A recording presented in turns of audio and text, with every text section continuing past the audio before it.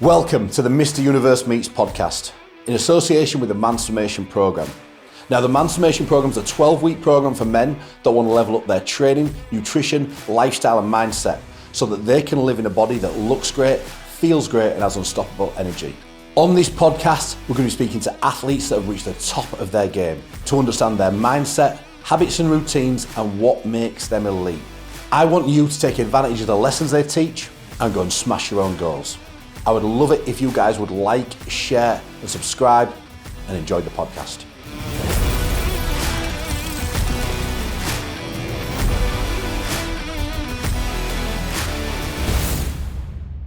Cool. All right. So welcome along to the latest episode of Mr. Universe Meets. Today we're joined by IFBB Pro Josh Maley, Danny Welburn, former Mr. Universe winner, and Drew Walker, a former Mr. World champion. So thanks a lot, guys, for coming on board. Appreciate you coming down today. First time they've had more than one person in the studio today, so we'll see how this goes and could end up carnage. Who knows? I'm sure. First gangbang.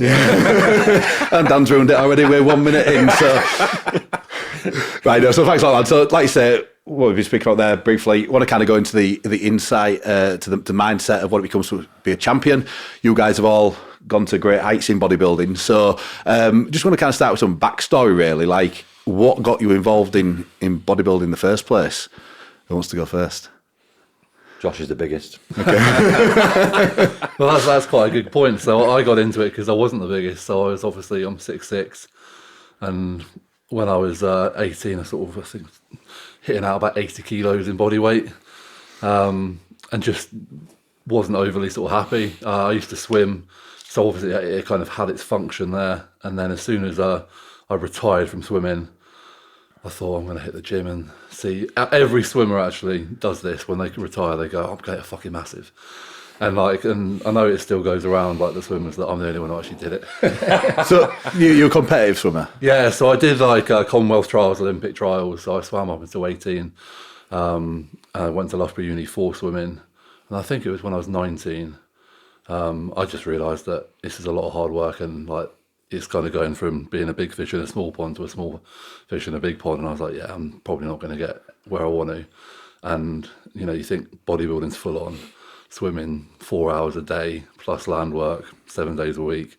If you're not in it, then just get out. You got to be passionate about that. Yeah. So I was passionate, and then one day I literally woke up and I was like, I can't.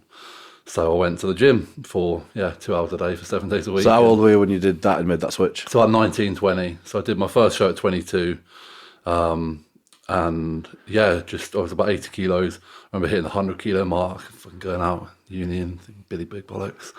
Filling out my t-shirts, my large t-shirts. But I just felt a lot better in myself, and I felt like a sort of direction. I really enjoyed the training and then learning about nutrition. Obviously, I didn't really know what I was doing. It was a learn on the job kind of vibe.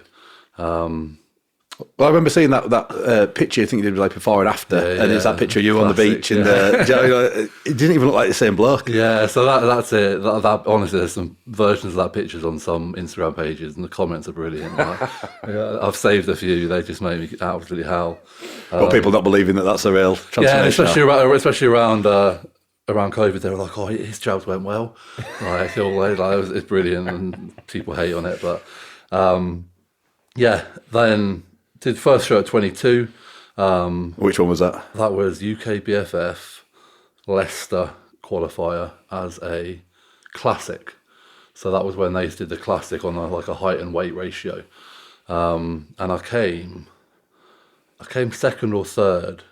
I think there were 8 or 9 guys there. I remember just going into it feeling really skinny. But I actually had a really good time. Really enjoyed it, way more than I thought I would.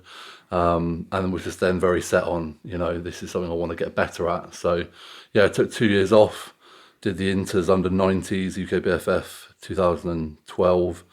I think I won the Leamington Spa and then got destroyed at the finals. That was the year SAS qualified for the finals. Luke came second. There were a load of serious guys in that lineup. Then took another 2 years off, then made the switch to NABBA. And that was a very good run of 5 years there. Kind of going from Midlands through to England, Britain, Universe. Well, I remember you coming on the scene in NABA. I think so. That was what, about 2014, something like that. Yeah. I remember. Obviously, I was kind of like peaking at 2013, and on the way back down, I was like, broke some hearts. Didn't you? I was like, thank God I'm done now. I've done what I need to do. I remember that first show was Lee Harding. Lee Harding was there, and I'm sure I beat him. I don't think that went down very well with him. I think 2014 British. I think he won that. I come third. Yeah. And you was in front of me. I think I came second. Yeah. And I think because I beat him in the Midlands, and I'm sure he was. I think that really put a fire up his arse. I think he won. Then you second. Then me. I was third in that. Yeah. So what about you, Danny? How did you get into it all, mate? Not the same as Josh, but similar. Just being thin when I was young, like a kid, and just obsessed with all the things we was all obsessed with, like wrestlers and superheroes and like 80s kid stuff in it, 90s kid stuff, He-Man and all that. And I just went to the gym to get bigger. I didn't go to the gym to do bodybuilding. I didn't even know what bodybuilding was. Did you do any other sports when you were younger? Yeah, I did karate when I was young. And I played rugby. I did quite well at karate. I was a black belt by the time I was 11. Actually, I started when I was really young, about 5. And I got my black belt when I was 11 years old. And then I think that kind of petered up, because you couldn't do anything more until you was like 16 or 17, I think, like the dance and stuff. So I think that I lost a bit of interest in that because I was kind of stuck. And then I was a bit, not lost, I was just a teenager. I just stopped doing that when I was about 14, I think. And then I was just kind of bumming about doing teenage stuff. And then started gym when I was about 18. Responded very quickly, faster. There's like 4 or 5 of us went, as you do with your pals when you're young. Responded a lot quicker than everybody else, even though I wasn't eating or anything like that. And then I think I went to a gym to buy some protein, and I ended up getting given a free Ronnie Coleman DVD.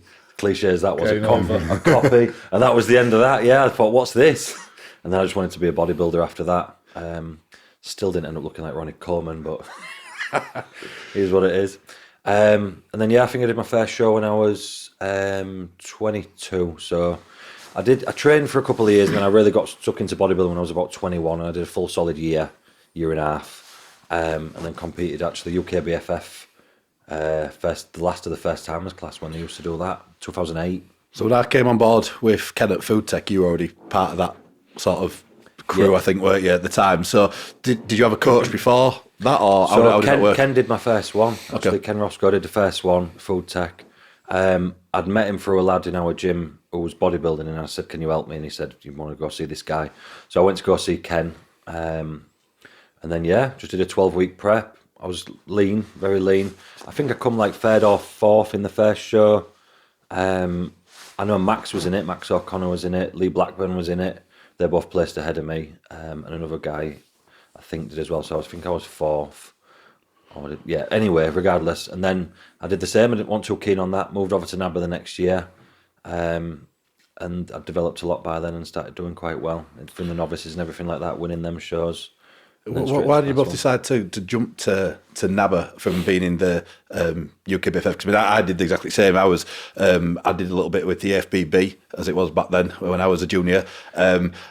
I always found that NABA was a lot more friendly, a bit more family sort of oriented. I remember being on stage as a junior at the British finals in Nottingham, and there's Flex Lewis over there, so I was getting my ass well and truly kicked on that class. But there's a guy who was the main compare, Sugar, whatever he's called. Fuck. Do you know what I mean? I just thought it was him that put me off. Actually, it was him that put me off at the thing, and I thought, do you know what? They were so welcoming at NABA and really supportive, and people like Paul Jeffries and stuff like that really helped me out when I was a junior. And I suppose you kind of look with that little bit of guidance, and support. I'd gone along, so I'd done that because I seen it in Flex magazine. That was the only reason I did it. Obviously, there was only the magazines out then, so I didn't even know anything about NABA. Then obviously I jumped on with Ken, and then I went to the NABA shows with him after that. And I met some of the lads like Jesse and what have you. And then I thought, I'm going to do these shows instead. So I preferred that. So I went back there in 2009 and did their novices a year later, and I won them. And then went straight into Class 1 after that. Cool. Started winning from there as well. So Drew, you were part of Food Tech as well, but how did you get to that point of doing your first show? Probably more similar to Dan. I were watching like Arnold Schwarzenegger, Sylvester Stallone. It's all I've ever done really, bodybuilding, because that I were like when I were watching them films 10, 11, 12, and then started training at home maybe 13 or 14. for a similar reason again, because I didn't really like how I looked, but I were a bit more like chubby, so I wanted abs, so I did like the little bit of boxing, training in a garage, and then year 11, 15, 16-year-old joined a gym. Got an MD magazine bought for me by my dad that had Jay Cutler on it, so that were my like, there you go, moment. bodybuilding. But like in my area, like the Nabber North East area, they were bodybuilders at gyms. So you kind of went to a gym, proved that you could train and you were serious, and then if you were all right, someone said, why don't you think about doing North East? So that's how I ended up doing Nabber North East first, because there was people at the gym and that was like the thing to do. I think Nabber was a bit more northern, and UKBF was a little bit more Yeah, southern. a lot of the national and international champions, I think, were northern. Yeah. Like there were a good amount of people coming out of North East, like us, for example. Nigel Cox was at the first real bodybuilding gym that I went to, and he were like a Masters Universe, so he kind of guided me a little bit in that respect. And I did the similar flitting back and forth from organisations, which I don't think was a good thing to do at the time. But a lot of that with me was like age categories. It was they had jumped to 23. They had under 18 at Nabber, so it made sense to do that. Then it was under 21 as opposed to under 23 at UKBFF, so it made sense to do that. And you're just kind of getting a feel for bodybuilding, really.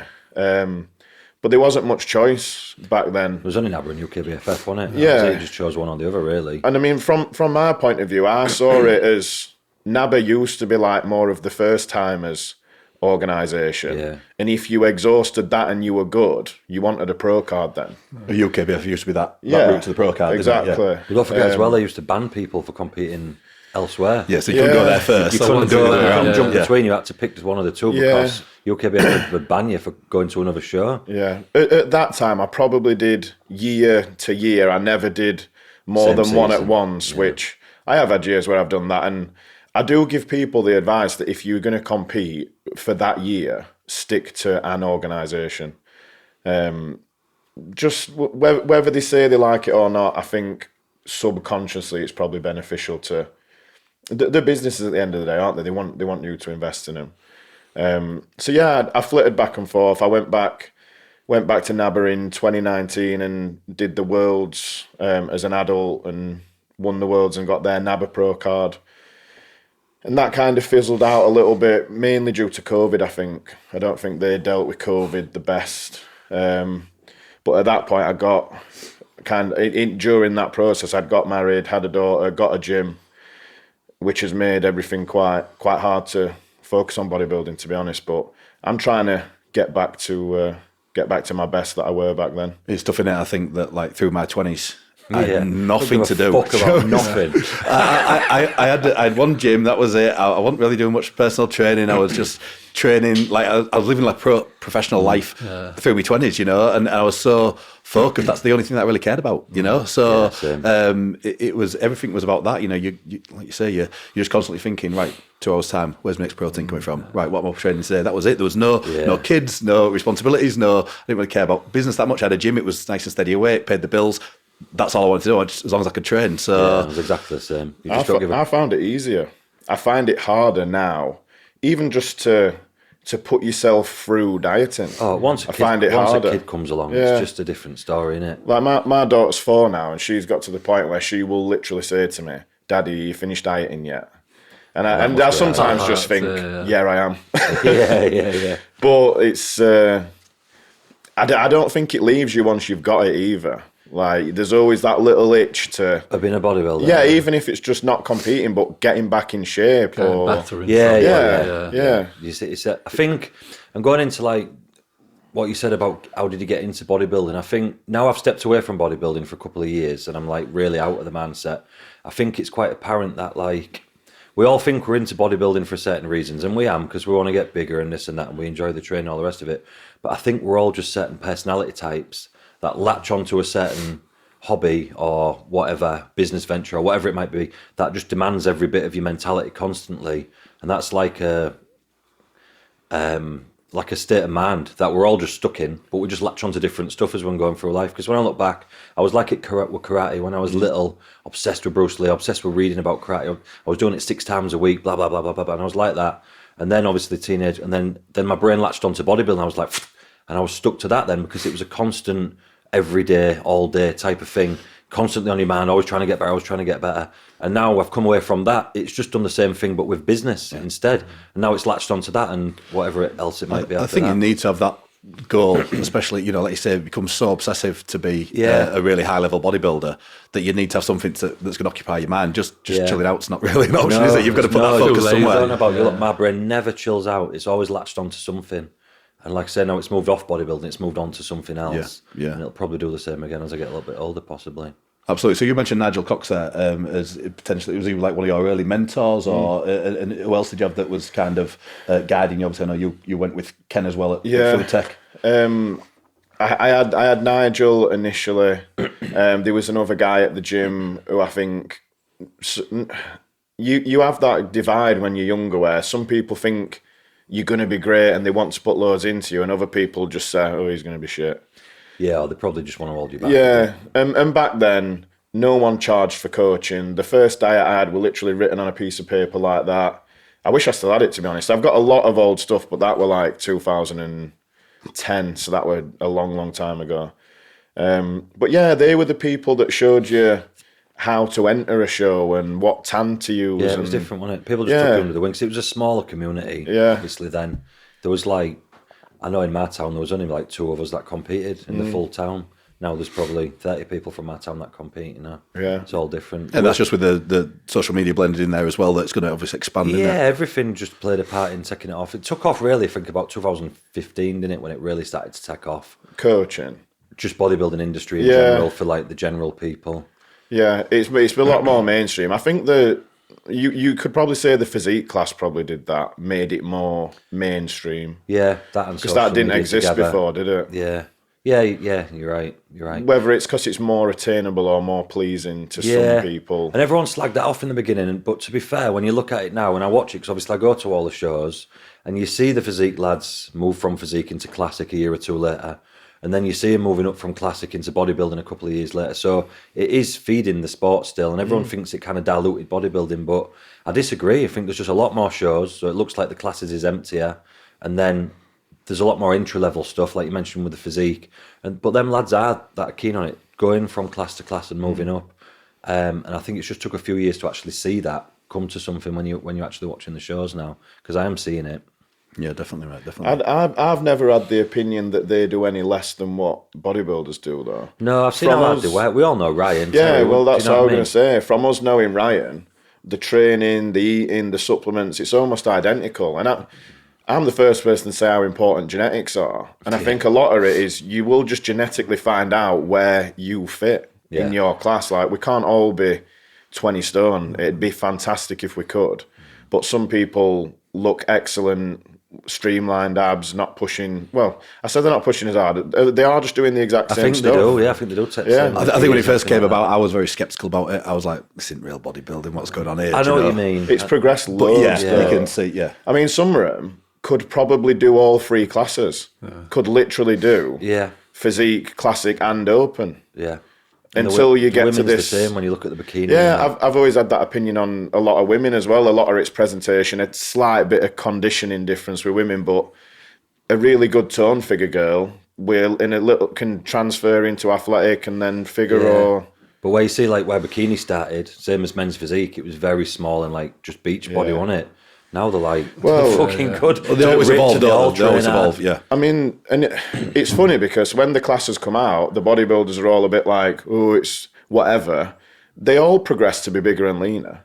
The latest bikini wellness are absolutely shredded. I know, yeah. And they're rewarding it. So they're not, I mean, that class came out to be called wellness. And now they're after split quads, striated glutes. Yeah, it's mad, really, because they all just end up being bigger and leaner. Well, Josh, you started in classic, right? So and again, like that kind of comes on to why I did NABA, because when I was in 2012, I think I weighed like 118 kilos, but obviously being 6'6", the kind of transfer from under 90s over 90s intermediate, you go up to super heavyweight. That was when like the supers were, all could have been pros if they wanted to. So that for me was like massively overwhelming. And obviously I didn't know about now, but like you've all been like, I'm quite jealous sat here. I'm like, oh, it sounds like such a cool little environment. I literally knew nothing about bodybuilding until one guy I trained and worked with who was a powerlifter just said, ever thought about it? And I was like, oh, it's like there's a show there. So who was your like early mentors or first person to kind of guide you into it? A guy called Rich Ellis. I don't know if you'll ever have. Are you Midland? Yeah, he was a USN powerlifter. USN. Like, so he had like I think 300 kilo bench in his best, and just like one of the thickest, deepest guys I've ever seen. I remember walking into the gym my first day at university. He worked there. I just remember seeing him and thinking like, what the fuck? What is that? And I was like, I need to either be like that or be friends with him. It took me about 3 years to gain the courage. As I graduated from uni, I was like, I got a part-time job in the gym. And I was like, Rich, can I train with you sometime? And he kind of looked at me and he was like, yeah, all right. And I must have impressed him because we had a good little run. And yeah, he taught me kind of the basics and just set me up training hard. Do you know what I mean? Just that's the thing. So he guided you with your training, but what about your nutrition side of things? I had a coach for my first 2010, 2012, just a local bodybuilder, similar age to me, probably was just telling me to do what he was doing, but it worked. I remember 2012, I turned up after having 2 years just kind of doing my own off season. I put on a lot of weight, a lot of muscle, but a lot of weight. Turned up to him and he was like, I think it was 16 weeks out. He was like, right, so we're going to do 2 hours a day cardio from 16 weeks out, and I was like, I just took on the chin. Do you know what I mean? So that's what everybody did, though. If that's what you do, that's what you do. So you know, last year, going in the morning, hour in the morning, training, hour in the evening, and then just cracked on. And yeah, again, like you said, like those, I think from like 22 to 27. 27 was when I started doing PT more. Those 5 years, I just literally babysat a gym. I just sat in a gym, just made sure nobody died. And I would just like, there'd be a room I could go eat at, and it was just nothing. It was amazing. Like the passion for it. Like I love bodybuilding still, but I think back and I think like the things I did in training and like the food I piled in, and then, you know, off season you'd be sick and you'd fucking eat again. Yeah. You know, like proper grim. You would never do that. No, like now I'd be like, oh no, digestion. Yeah. So yeah, like they were fucking good years. And then yeah, from there, got into my first show. And when I went to NABBA because they had a height category, and I was like, oh, well, I'm tall. At least I won't be against like, you know, guys who are 110 kilos and 5'6". So there'll be something to compare. And obviously, once I entered NABBA, I got what you guys all felt like, that friendly community. I just couldn't believe how different it felt. And it was and I loved it. And obviously it helped that I did well. And I was like, yeah, I could stay here. So what about your early training sort of philosophies? What was your, obviously you say you're guided a little bit by the guy who was doing the powerlifting and stuff, like, was it more of a powerlifting style training program, or was it a hybrid of bodybuilding? So Rich as well, was definitely like a hybrid. He's got quite a short arm, so he hated deadlifts. So we never did many deadlifts, which is fine by me. But he was a big squatter, big bencher, and very so obviously we all know Jordan Peters. Jordan and me went to uni. Jordan was a year younger than me, went to the same uni. And Rich definitely had a big kind of impact on his training and philosophy in terms of that progressive overload approach. And yeah, I took that on because my early training, like I've always logbooked, but not necessarily for like the logbook reason, just because I like keeping a track of things. But I look back and it would be like incline dumbbell bench, 3 sets of 10, decline dumbbell bench, 3 sets of 10, flat dumbbell bench. And then we got to flies. I'm like just every exercise then. But then when I started training with Rich, it was much more, focused and intense. He taught me how to train. He taught me how to train to failure. And just to sort of embrace the fucking hurt, which, you know, once you start doing and you start enjoying, that's what sets you up. So did you have was it sort of like, did you start off with like a bro split, going to push-pull legs, or how did that sort of... I'm trying to think, to be honest, like Rich's training was more sort of almost like, it was sort of powerlifter split in terms of like, you know, squats, bench, and pulls. Accessory sort of stuff. And then accessories around that, because I always remember like whenever like our leg day came round, it was, you know, we'd start with squats, and it was like, I just remember you don't talk to Rich on fucking squat day, like he was a bull. And I just, was in awe, like the intensity he could take to sets and the weights he would move. And, you know, God bless him, letting me train with him, because probably had to strip so much weight off the bar every set. But, and then, going on to, but then he did like high volume, so like leg press, leg extensions, we'd hit that that intensity, that volume. So really, it was probably like a push-pull legs before everyone called it push-pull legs, and I didn't really know what I was doing. I was just, following his guidance. And then as I sort of, you start to grow and you start to realise, okay, these are responding well, like this doesn't respond well, I'll do a bit more volume here. I know there was a good couple of years where I trained legs twice a week. And then like a couple of years later, I think I just stopped training legs for like 6 months. So I don't need any more leg. We're fine now.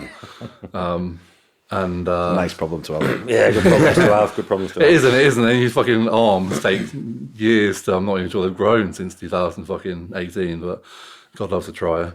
So yeah, there's definitely a push-pull legs. And I carried that kind of, even now, like it's how you term it though. I could say what I do is now, I do a 6 days training rotation. I do 3 push sessions, 2 pull sessions, and 1 leg session. Or I could say I train legs, I train hamstrings and back, I train chest and shoulders, I train chest and arms. You know what I mean? Like, I see so many people argue over terminology, and I do. You And you actually look at what they do. yeah, and when it comes down to it, it is such a waste of time to even discuss it. Like you said, one person would call chest and triceps with a little bit of side delt because it makes sense, push, but refuse to say they're doing push-pull legs. Or I mean, I like push-pull legs in a lot of ways because it doesn't cross anything over. Yeah. But then I struggle to fit 3 days into a 7-day week without like 3 on 1 off, and then it makes it but I think it has a lot of premise, absolutely. If you were going to just do 3 sessions a week, I would probably say your interpretation of push-pull legs. See, I never really liked, like you said, push-pull legs. I was always more like a single body part a day, like old school bro split, because I just enjoyed really going all in on that one muscle group and then just in and out and done. I did try doing, like you say, the push-pull legs, and I just found that it was just so much work to get through to do it all. I think I was still trying to keep it doing the same amount of work as I was doing in single body part, and then doubling it up, then put everything into that. And it just won't for me. You probably did the same as me, because I just did bro split from the day I started training, like literally day 1, and then I got up to obviously 21 stone or whatever like that.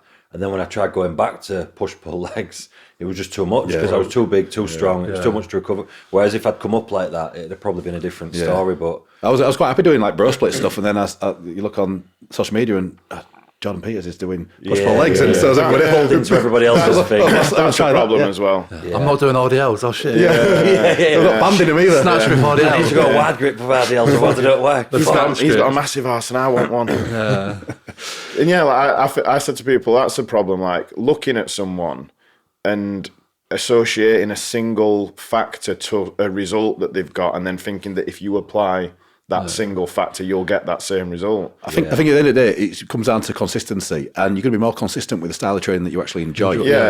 Enjoyment's massive. You fall into the training what suits you without even realising, because whenever I tried to pull away from what I'd done for all them years, it just didn't fit. And when I look at what I was actually doing, like, because I looked online and you see, like I say, LJP and that and what they were putting, they were doing like 14, 15, 16 working sets per session.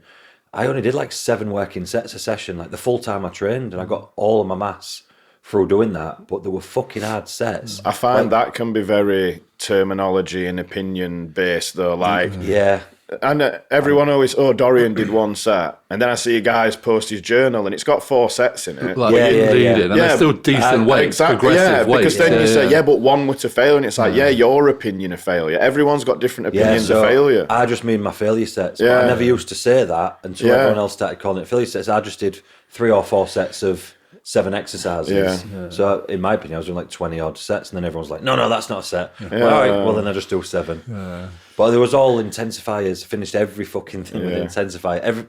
We used to train, didn't we? Everything was a drop set. Everything was a giant set. Everything was a whatever. You just fried the shit out of it. Like Josh said, when we started it, we're like, let's just see how bad we can make something hurt. 100 reps on leg press. Why? Just because it hurts, just do it. If you program that for someone now, they'll fucking head roll off. Well, you say any more than 12 reps and people go, what? What's the benefit of that? We used to do things like start leg sessions with 101 reps, just call them 101s because it was a cool name, and just drop set the full stack until you get to 101 reps, and then do your leg session. You wouldn't do that now. I think that can be the problem with being too calculated sometimes. It can lack a bit of wild intensity that causes a certain response. Like restrained. Potentially. And don't get me wrong. It's horses for courses, isn't it? Absolutely, yeah. And I always say there ain't a right or a wrong. There's pros and cons. And you've got to enjoy it. You've got to not get injured. Everyone's mechanically different. Yeah. Like, it's the whole stiff leg deadlift, RDL, conventional deadlift. They're all deadlifts. We've all got different mechanics. Yeah. Some people look different when they do different ones. Yeah. I mean, you had to massively change your training, didn't you? When you got was it a shoulder injury, something like that? And didn't you, the lead up to the universe that you won? What are you doing, like really light weights and controlled? It was the worst prep. Yeah. So I'd obviously fucked both my shoulders up, like the year before, and I had to do that full 2014 with just like time under tension training, with like less than a quarter of the weights that I was normally using on my upper body. I couldn't do any shoulder training whatsoever, and nothing above my head or anything like that. All back work was like slow, like low down things like this, and then like low chest pressing stuff, and just like 4 second positives, 4 seconds negatives. I remember, yeah. And when I look at the physique, I did lose some density from it, obviously, because I wasn't pulling the weight through it, but I still managed to maintain a lot of my muscle through doing that. And obviously I won the universe that year, so it worked out all right. Yeah. I think I had a little bit of a rounder look to the muscle, actually, in some ways, even though it was less thick.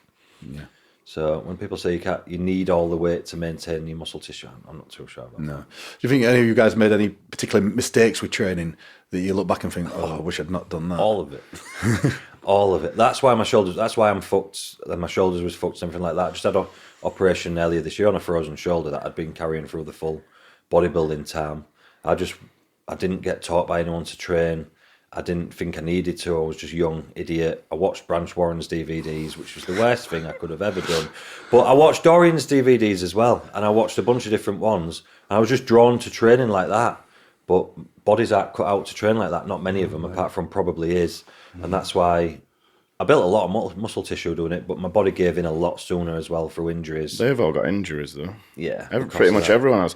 Like, I love bro split, but what I find with bro split is chest, shoulders, and arms in 1 week is too much push, if you want to categorise it as push, and on my shoulders.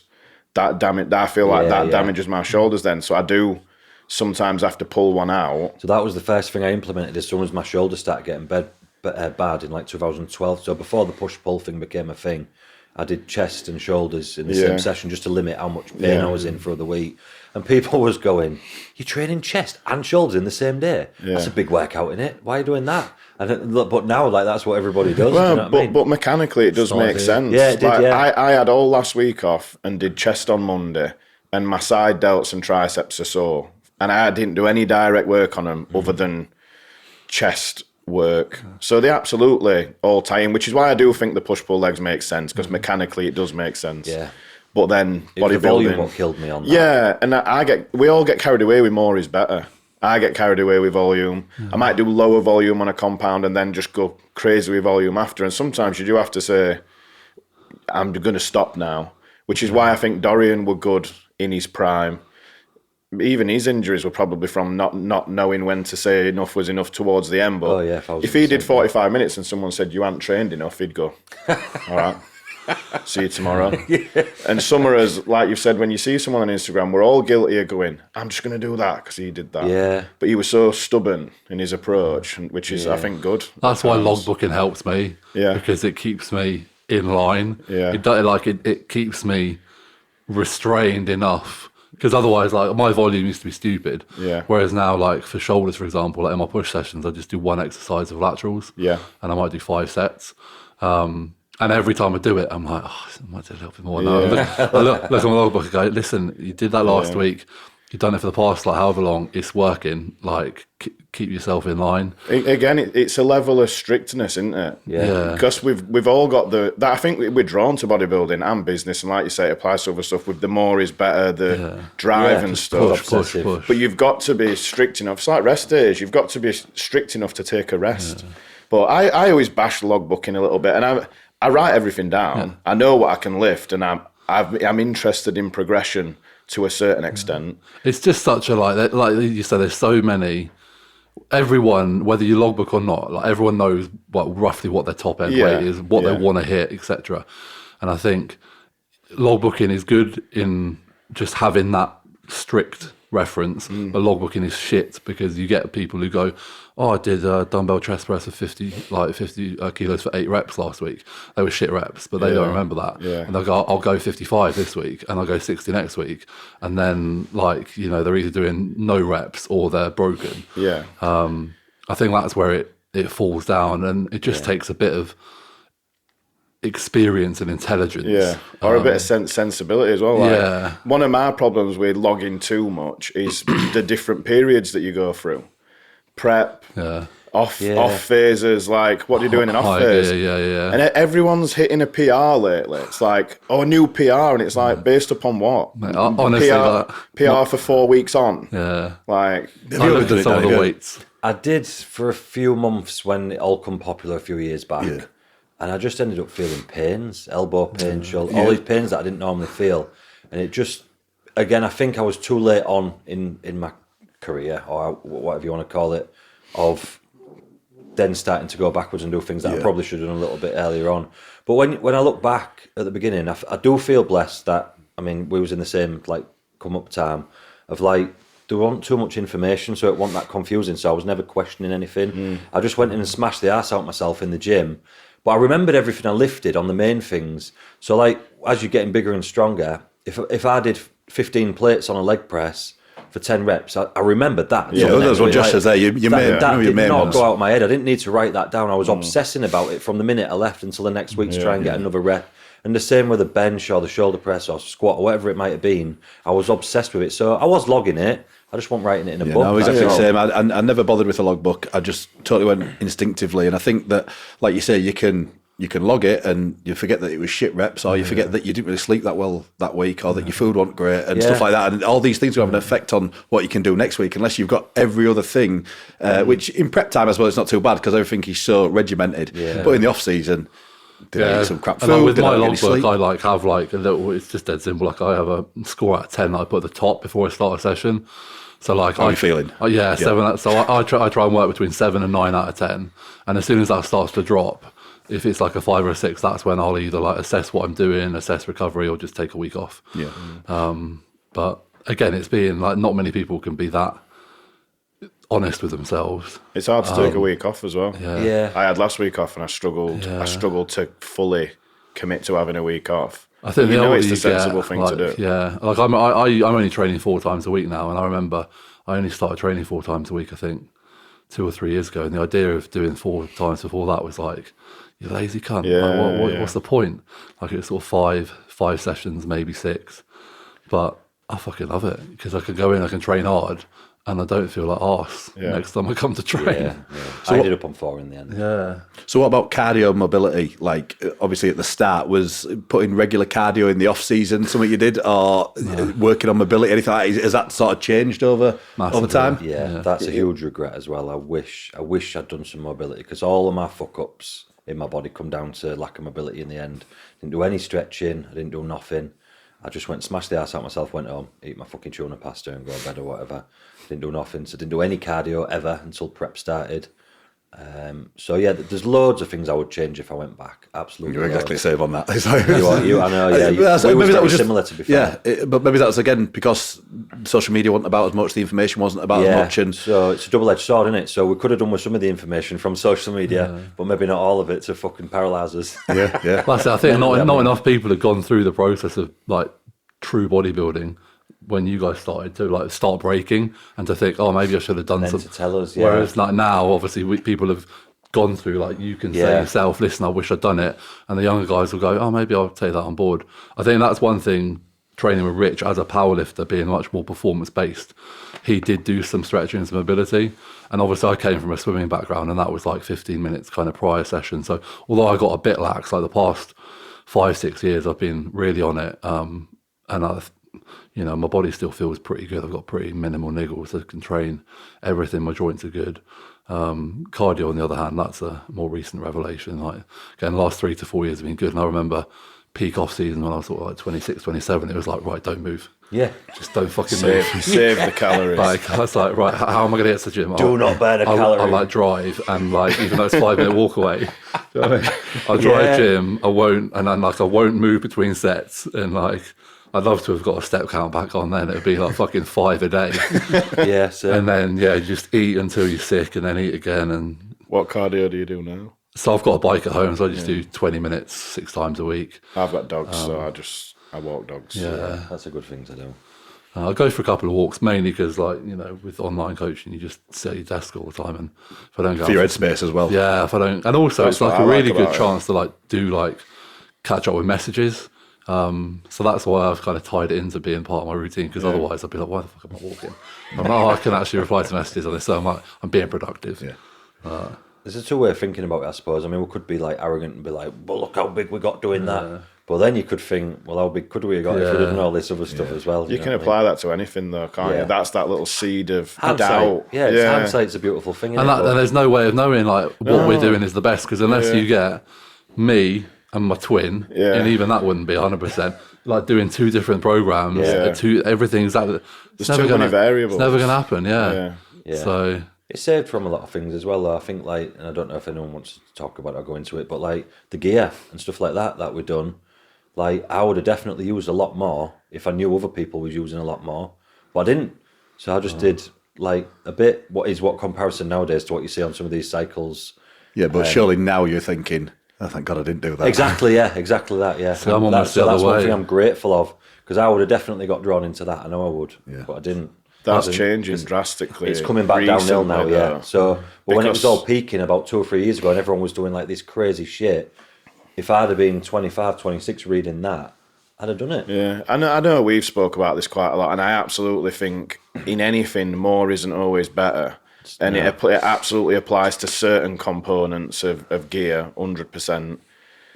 The problem you've got is people with a lot of pull have, whether they want to admit it or not, promoted higher usage. But there's much more intelligent people now saying that was wrong, this is right, and this is why. But they've got that much traction, it barely makes a difference anymore. And people want to be told something exciting.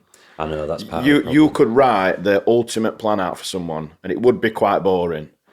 And if someone came along and wanted to charge them twice as much for a doubly extreme plan, they would go with the other person. That's the bodybuilding. Yeah, and it's hard. I don't know how you get around that, because I've lost business over the years from being sensible, Too in my opinion. conservative, Yeah. And I would never go back and not be sensible, because it's not all about money and this, that, and the other. But I think it's a shame that that's how it's panned out. But again, it's sales, it's life, isn't it? I mean, look at Liver King.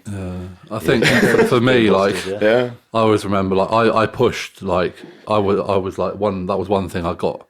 I was more is better. Yeah. And I remember just hitting a certain point and I was like, I'm not getting anything out of this and I feel like shit. Yeah. And I think for me, although it probably wasn't great for my health, it definitely helps me now, because when I can say to guys, you don't need to use that much, because I've been there and you'll feel like shit. But you said obviously you didn't know what people were doing. I was always close enough to Jordan, so I had a reference.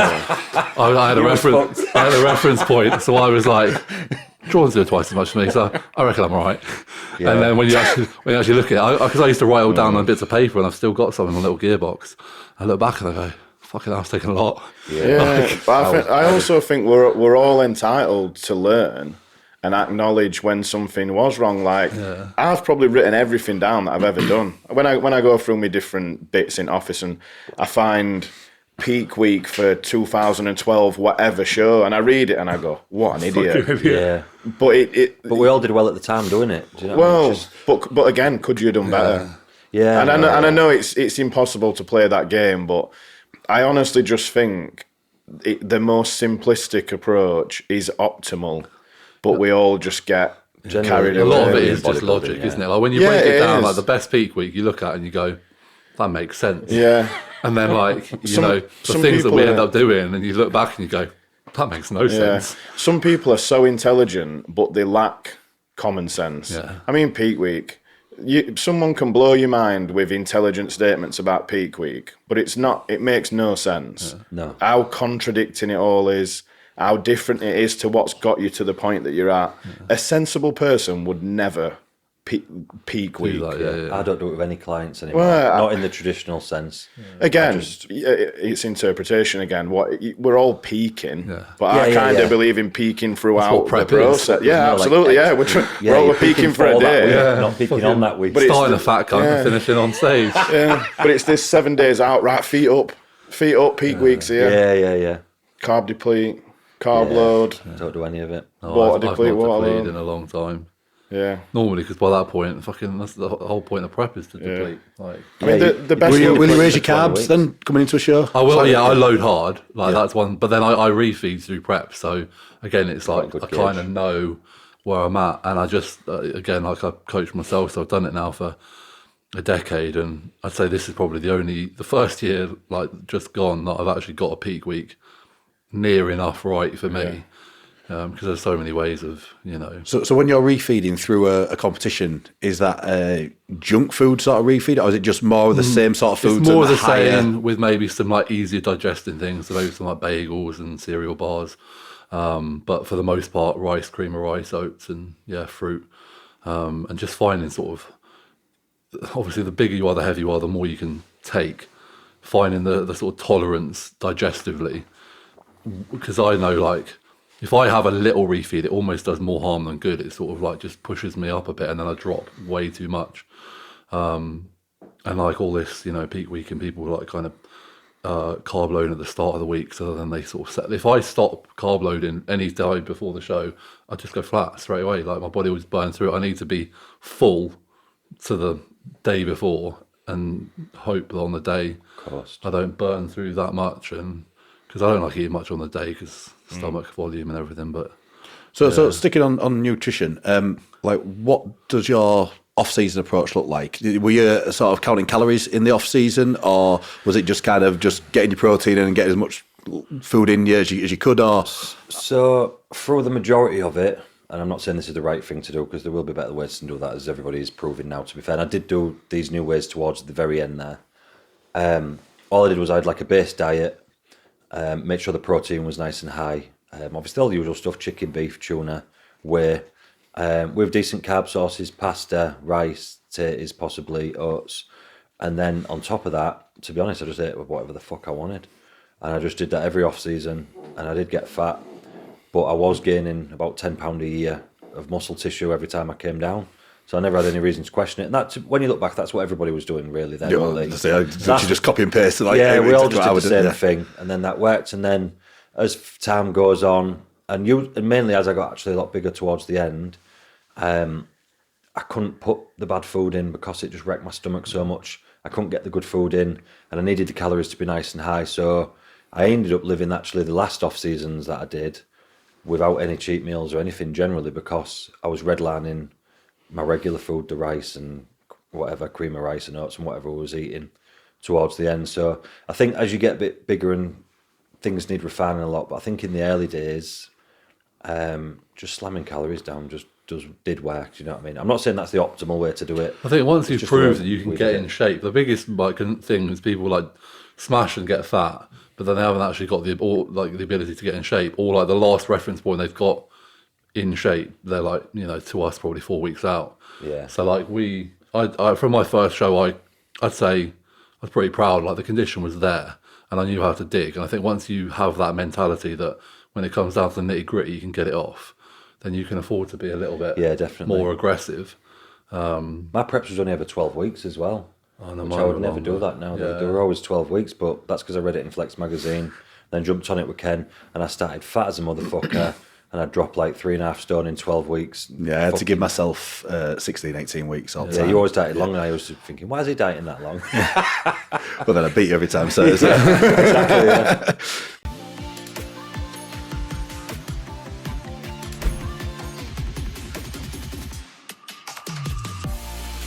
My name's Colin Wiseman. I'm on week 11 of the Transformation Programme with Stuart Garrington. Been tough. It's the good type of tough that when you realise all your mistakes for the previous year of eating too much and drinking too much. I'd just say whatever your goals are, it gets you there. I set out with this as a 12-week programme, and like I say, I plateaued for 10 months, and within 3 weeks I'd beat my expectations.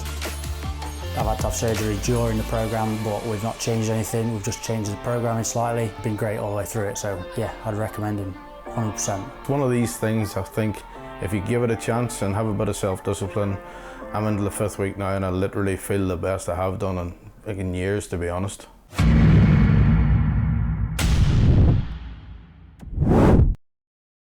No, it's the thing is, it's like for me, it was I always did the May shows, so I liked the idea of just like first weekend in January. Let's just get the start. I ate a lot of shit over Christmas and that lot, and then just kind of get straight into it, you know. So that's why I was kind of giving me and slow and steady. Really, I think like 12 weeks for me. Yeah, to get I would never do that again, and I would never recommend anybody to do it. A 12-week prep, like I'm a longer. That'd be extreme, man. It wasn't even gradual. It was just like it was probably eating about 6,000 calories a day of shit, and then it'd just be like probably about 3,000 calories a day of like clean food, and then just all the weight just fell off straight in with 40 minutes cardio. Like I would never do it now. Do you think that contributed to you losing much muscle during that sort of prep phase? Because it was possibly, very possibly, yeah. We never did any like proper refeeds. It was just a cheat meal every Saturday night, so never filling back up or anything like that. So yeah, I probably did all of it in quite a terrible way, really. I was going to ask, like, what's the toughest diet that you've done? What's the sort of most extreme prep that you went through?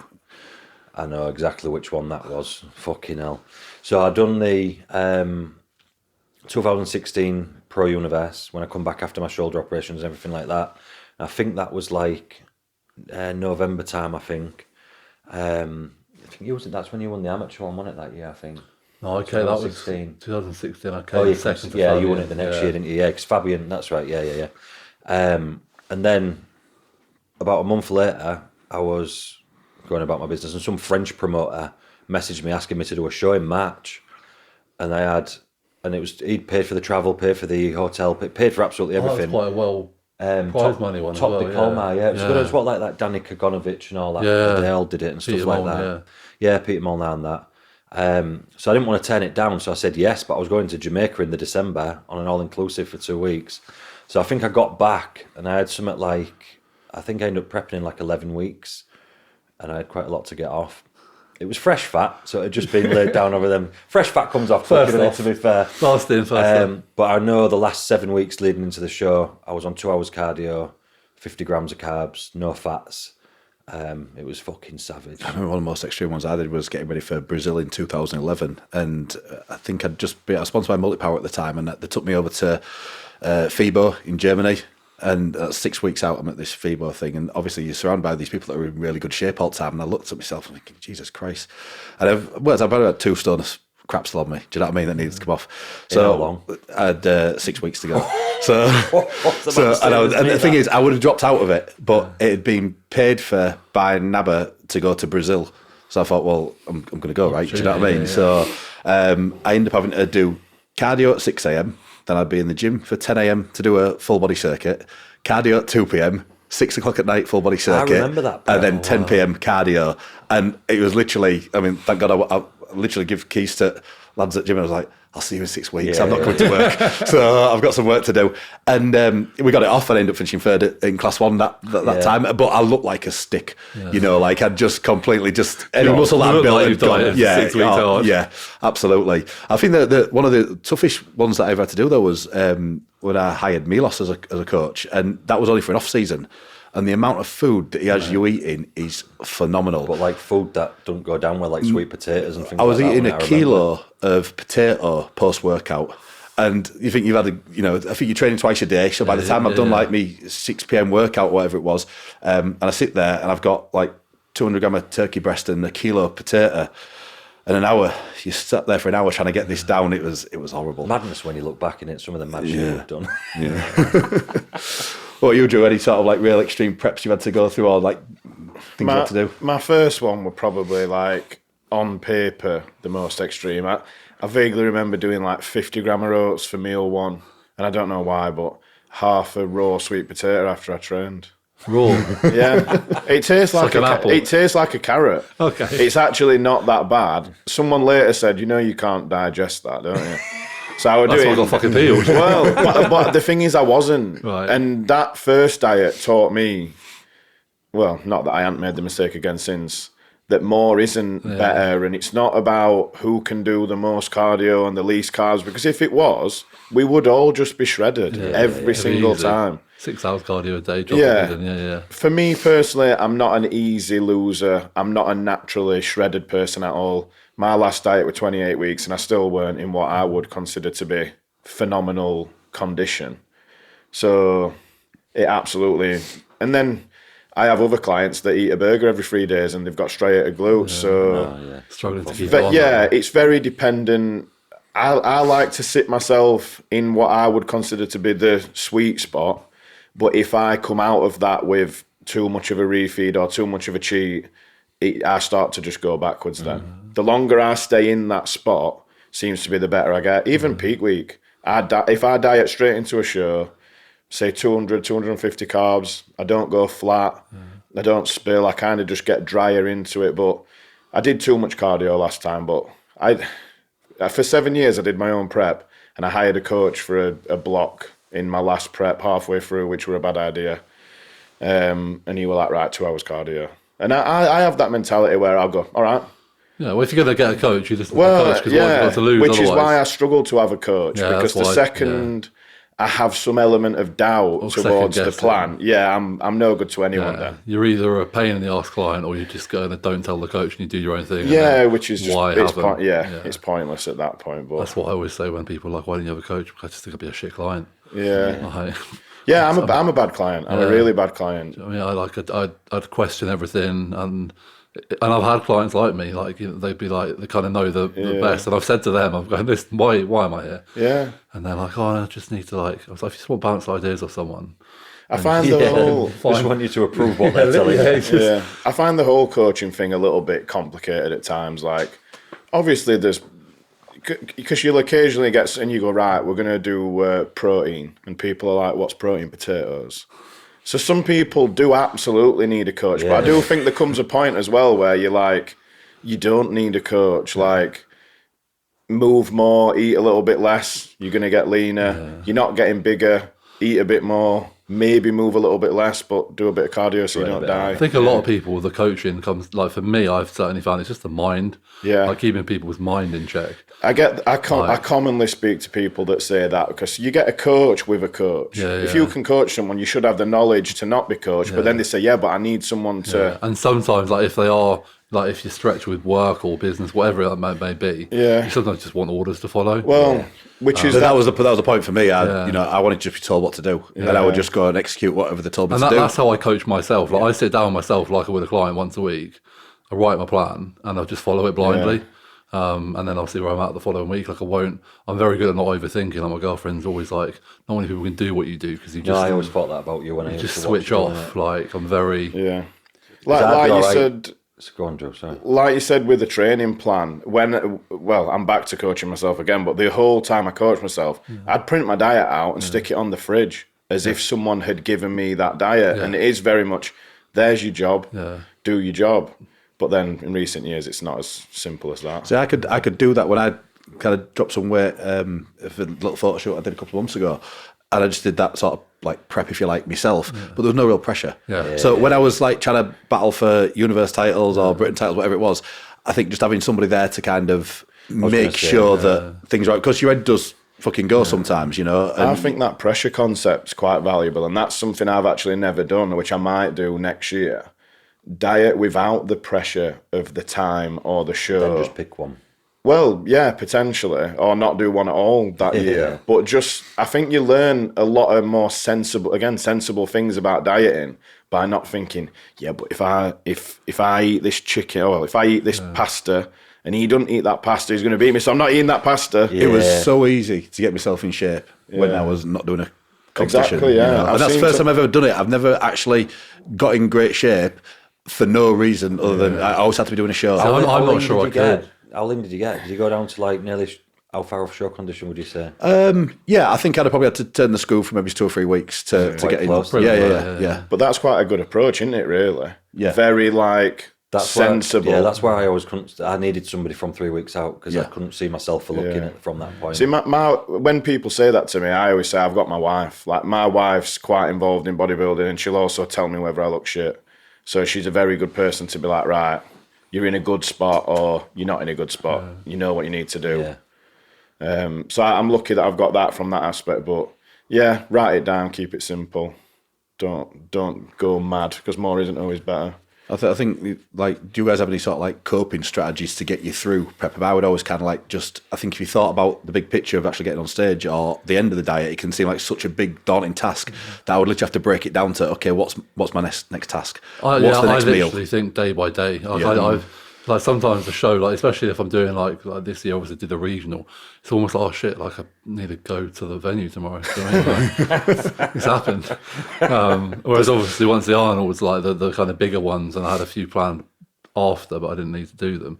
You're sort of like a little bit more focused on. But I think one just because I've done it so many times, yeah, you just appreciate the fascinating over the final thing. Any sooner than you need to isn't beneficial. The psychology of it is just insane, I find. Like you've just said, I think one of the hardest parts is the final week. And I don't know whether it's because we're a bit self-destructive, but you get to end and you're like, right, what can I do to fuck this up? I just fucking hated it. I was happy enough all the way through the prep till the last week, and I'd just be depressed. Didn't want to do the shaving, didn't want to do the tanning, didn't want to go and fucking compete. Do you know a lot couldn't of the be best... asked to carb up. I just couldn't be asked for none of it. I was done then. I could have finished. A lot of the best shows I've done and represented a high standard regardless of the condition I'm in. I might not be the best I've ever looked, but given the condition I was in at that point, the shows that I've decided to do the night before. Last minute. Yeah. Like Eliza did one last year and I was sat there and I went, should I do that show that you're doing tomorrow? And she was like, yeah. And honestly, that representation of the level of condition I were at then were fantastic. I did it at your show, at Hull show that year. Yeah. See, I could never do that. I would always have a very strategic approach to what shows I was doing. Like OCD and everything I do. I do think there's a benefit to that, absolutely. And like when I did, the year that I did well at the Worlds, that was that. 18 months before, I said, I'm going to do the North East, the Britain and the Worlds. Yeah. And that's what I need to do that in future as well. It's absolutely a beneficial thing. But you've got to get a balance, haven't you, of the two, really?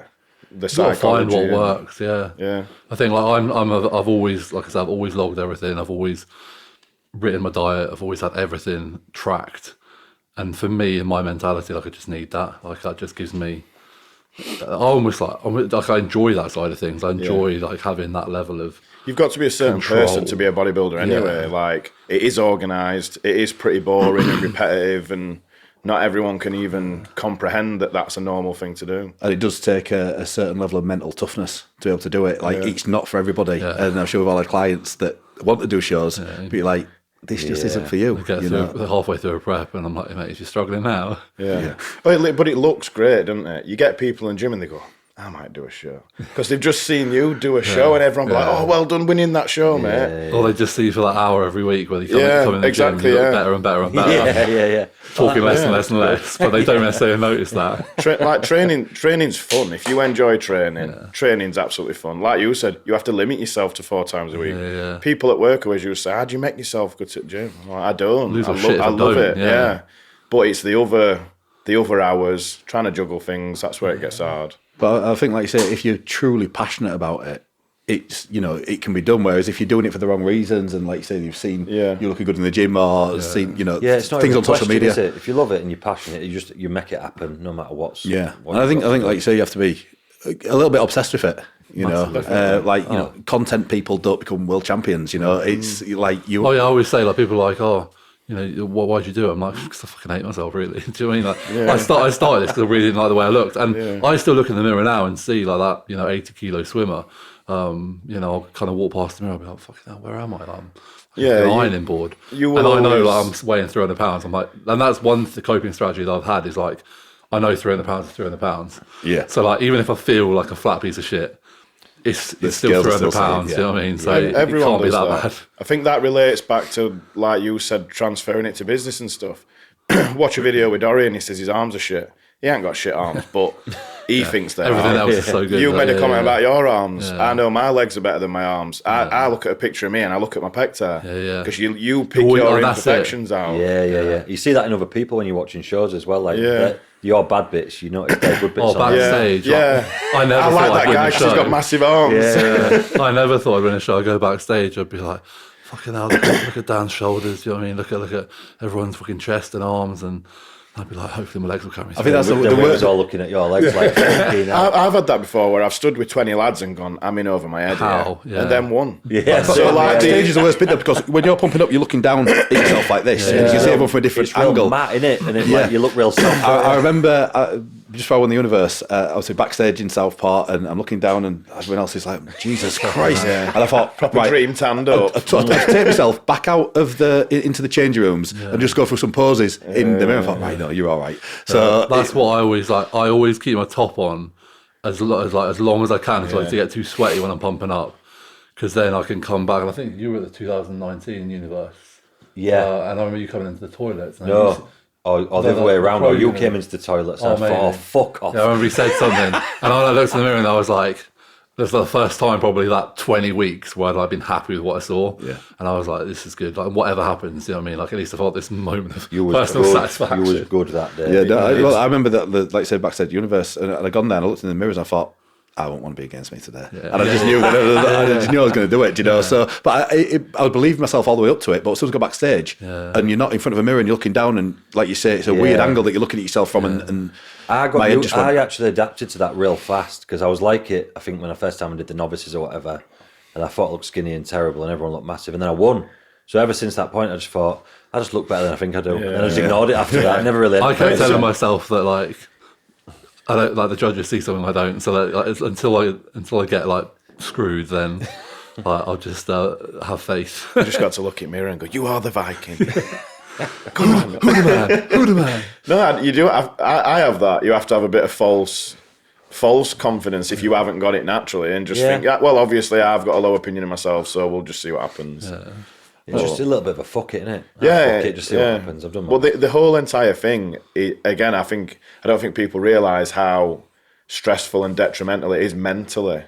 No one really talks or thinks about it that much. Like, everyone's like, "Oh, why don't you do another show?" And it's like, well, because it might be quite damaging to my mental health. So I know when I'm done. Show. I've had shows planned before where I've had like 3 or 4 shows. I've done like the first 2, and I'm like, you could, you know, threaten to shoot me in the head, and I would not finish these shows. I just but that's why I like to have a set plan, a set goal. Okay, I'll do the qualifier, the nationals, the university. Well, that was our area. It was quite limited, wasn't it? And that was lucky as well. That's a good thing about NABRA, is like there are set, and I suppose, like, obviously when I started chasing the pro card, whatever you want to say, I didn't even know if I was chasing it. I just wanted to give it a crack. But then you have that open-ended season. Like, obviously I had the Arnold's was my first go. I then had something planned. I think there was like Poland, Germany, like different ones. And it'll depend on your results. But then again, like, you know, ideally, great, get it ticked off. But really, you know, I could have been prepping. I think my last one that I planned was like beginning of November, which was like 8 weeks after the first show. I don't know if people do. I don't know if I would have done it or could have done it, but like that was sort of where I was at. It's hard now because it's... There's over 100 shows on the calendar. Yeah. And it's 100. Like, I see some pros and they'll make statements like, when I started competing, I wanted to lose. I was waiting for like a sign to tell me not to carry on doing this, and I just kept winning. Like, if you're on that level, and we've all spent time around, like, you see some, when I went to the Arnold and you see some top 10 Olympians, they're like aliens. They're not like real people. They're that like different level. Good. Oh, and it's no knock to anyone that's said not in the Olympia or anything, but there are a certain caliber where they almost accidentally get to the Olympia. Yeah. And then you've got your complete contrast. You see a guy coming 7th at NABBA North East for 18 years, and he's like, I just love competing. And which one's right and wrong, really? Yeah. I think it's quite a shock to the system when you first do it, though, about how disciplined you actually have to be. You know, I certainly, from, you know, eating cheese on toast and Cocoa Pops all the time to going, right, now I'm going to be a bodybuilder. They eat Cocoa Pops now. I was way ahead of my time. Way ahead of my time. Pioneer. Yeah. I'm just going to cut the cheese. But the big old Cocoa Pops. Yeah. Nobody would have ate bread then, were they? Fucking eating bread? What the fuck? I'm still nervous about eating bread now. It's weird. But then I think sometimes get that, and then I just go, stop being an idiot. A bagel or a bread, or Chris Aceto eats muffins. I think when we were with Ken, he always actually encouraged a lot of different, so like you said, we have rice at one meal, sweet potato. Yeah, it was very bread. Apple. I resonate with Ken now. Like, I have conversations with Ken, and I've got this little 12-year span of bodybuilding, and he's got what? maybe 24. And he's seen what I've seen 5 times, 10 times, and he's seen the next fad. He said it weren't right at the time. And he sits there now and he's like, I was saying that. I sent him a video of someone the other day and I said, this is the first guy to talk about safer usage. And he's like, well, he's not, because I was saying that. And he was. And it's like, but you didn't shout about it. And again, it's some of it's marketing, some of it's sales. But I do revert back to Ken a lot. I would say Ken was probably the best coach that I had, and what I do now is very similar to what he told me to do at the time.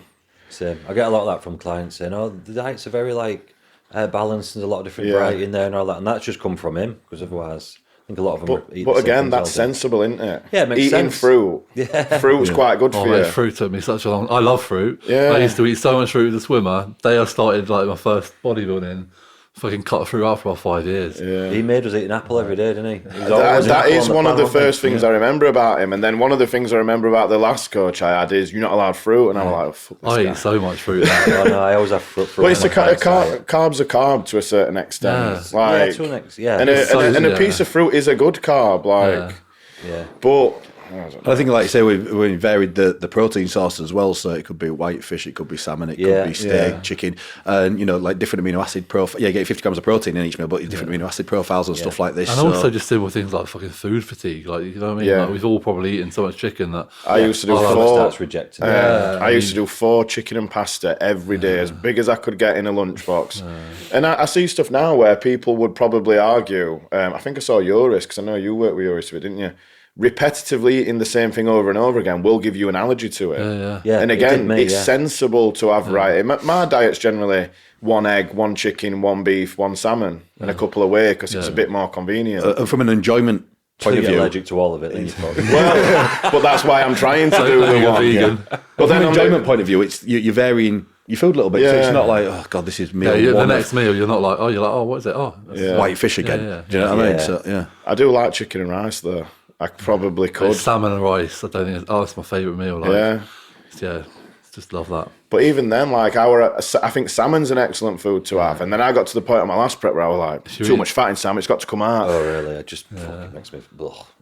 It depends. I think it depends how you eat it. Because I know, I have eaten it a lot in the past, and I have kind of got to that point where I'm like, it's almost like, it's not that you don't. Your stomach doesn't digest it. It's almost like your mind rejects it before it even enters your mouth. The smell like that. I don't mind it. It smells like a tramp's vagina. I'm not fucking eating this. You have to just cremate it up, and that's what I do. Seasonal, cremate it.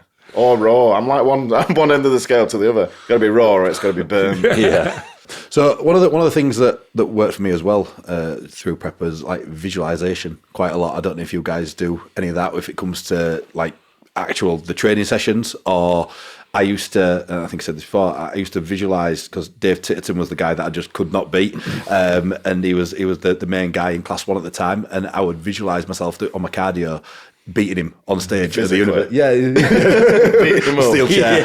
Backstage. You ain't going nowhere. That's probably the only chance that I had to actually stop him. So, like things like that, and that would spur me on to visualise that win and stuff like that. And sometimes I would then look back as well at, obviously get on YouTube, and times that I've won shows and stuff like that, and I'd watch them before training sessions and kind of feel them sort of feelings that I had. Exactly, and they'd push me on to really train very, very hard. So I don't know if you guys had anything like that. If you visualize anything, or I love the concept of the putting it out there into the universe and positive mental thinking, but I think you've got to be a bit realistic as well. But being positive and thinking about what you want will likely make your actions add up to the highest probability of achieving that. But like if I woke up every morning now and said, I'm going to win Olympia, I'm not going to win Olympia. And it's a lovely concept to think of, but there's got to be a level behind it. And at the same time, if you get up and think you shit every day, you're probably going to be shit. You're not going to get much done either. Yeah, so you've got to... I think mine was a mix between the two. So I never used to visualise winning or anything like that. But I would go into leg day sessions, particularly squatting and things like that, just imagining all the crowd laughing at my legs compared to all the people I was stood next to, like, fuck you, look at this shit little leg. Or like when I was doing cardio, I'd be thinking like, I'd imagine myself facing backwards into the crowd against everyone else, and everyone having peeled glutes and me having a fat ass. and all that used to spare me on. So That's like a really negative positivity, isn't it? yeah, but that's what fired me up. Though. Well, I suppose it's fear of failure versus wanting to do well. Isn't Yeah, it, in a so way? if I was to think imagine like Stuart did, if I was to think like that, it wouldn't really do anything for me. But if I thought I was going to be the worst on stage, it fucking pissed me off, so that I would like really drive on through them sessions, and that's what I used to do it. A lot of times when I kept very much to myself on social media when I was competing, I never used to post pictures and updates and stuff like that.